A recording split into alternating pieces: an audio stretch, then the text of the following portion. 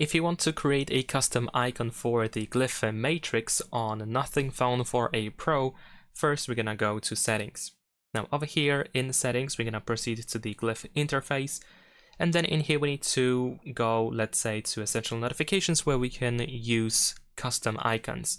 And I'm gonna just edit an example rule over here. It doesn't matter which one you choose. What matters is the icon selection.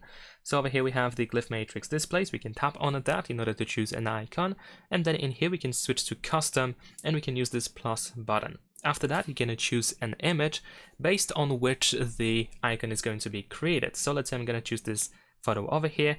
We can still, of course, adjust photo if needed. So let's say I'm gonna set it up a little bit like that, and then we're gonna tap on this check.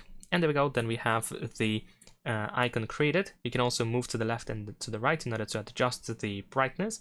So if you need to make some adjustments, then of course you can easily do so. You can also choose another image in case this one is not good enough. And if you want to use that image or that icon, then of course we can choose to use as icon. And there we go, we have created our custom icon. And that is pretty much it. Leave a like and subscribe.